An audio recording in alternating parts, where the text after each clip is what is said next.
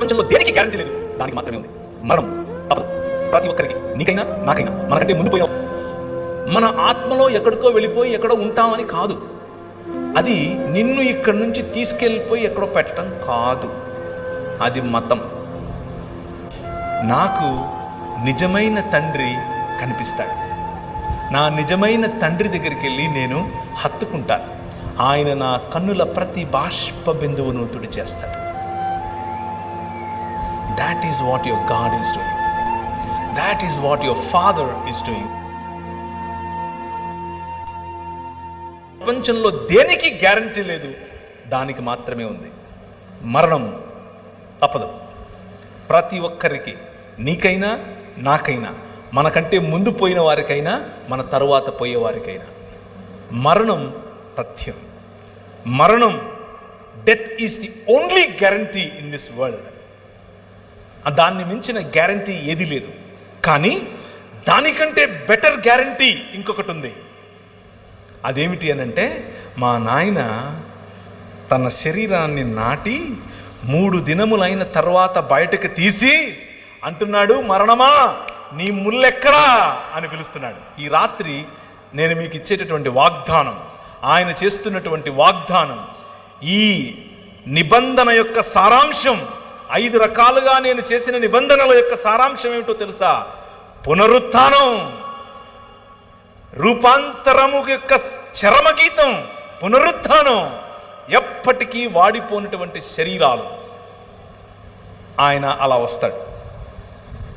ఆయన్ను మీరు చూస్తారు, గుర్తుపడతారు, మాట్లాడతారు. You can touch him, you can touch me. మీరు నన్ను కూడా చూస్తారు. ఏ బట్టని తెచ్చుకొని వచ్చాక మా ఊరికి, నువ్వు పేరు ప్రవీణే కదా, యూ విల్ ఆస్క్ మీ.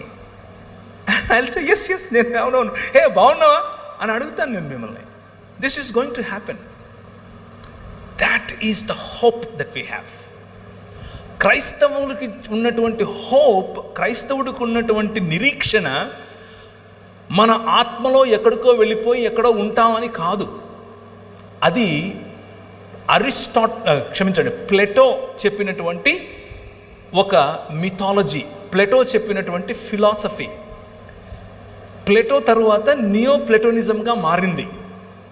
దాని నుంచే భగవద్గీతను రాశారు. గ్నాస్టిసిజం, అరిస్టాటిలియన్ థియరీ మరియు ప్లెటోనిక్ థాట్, ఈ మూడింటిని కలిపితేనే భగవద్గీత యొక్క సారాంశం. బైబిల్ అది కాదు, పురాణముల యొక్క సారాంశం అది. బైబిల్ ఆత్మల గురించి మాత్రమే మాట్లాడదు.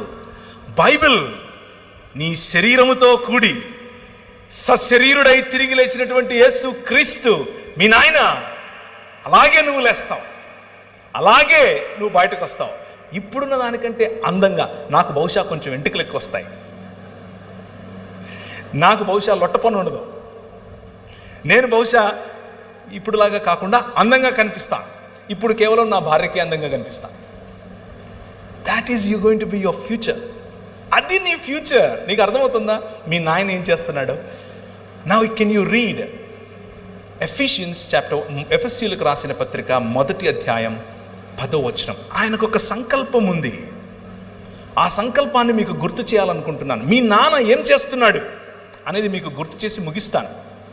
ఆయన ఏం చేస్తున్నాడు అనంటే, చదవండి. దేవునికి ఒక సంకల్పం ఉంది. ఆ సంకల్పాన్ని బట్టి ఆయన పరలోకమందున్నవే గాని భూమి మీద ఉన్నవే గాని సమస్తాన్ని క్రీస్తునందు ఏకంగా సమకూర్చాలని తనలో తాను నిర్ణయించుకున్నాడు. ఆయన నిర్ణయం, ఆయన సంకల్పం భూమి ఆకాశములను కలపటం. నిన్ను ఇక్కడి నుంచి తీసుకెళ్ళిపోయి ఎక్కడో పెట్టడం కాదు. అది మతం. నిన్ను ఇక్కడి నుంచి తీసుకెళ్ళిపోయి ఎక్కడో పెట్టడం మతం, ఫిలాసఫీ. ఆయన ప్రణాళిక, ఆయన సంకల్పం వేరు. ఆయన సంకల్పం ఏమిటి అనంటే భూమి ఆకాశములను కలపటం. దేవుని సన్నిధిలో మనుష్యులు బ్రతుకున్నట్లు, ఆయన మనతో కాపురముండునట్లు మనుష్యుని యొక్క ప్రయాణం 3 దిశలుగా వెళుతోంది. మనం చచ్చిపోయి ఎక్కడికో వెళ్ళేది కాదు మన ప్రయాణం. మన ప్రయాణం తోటలో మొదలైంది. ఆయన ఇచ్చినటువంటి వాగ్దానంతో కూడిన ఆశీర్వాదంతో మొదలైంది. ఆ తోటలో ఉన్నటువంటి ప్రయాణం అరణ్యము గుండా వెళుతోంది, నగరాల గుండా వెళుతోంది, దేవుని రాజ్యము గుండా వెళుతోంది.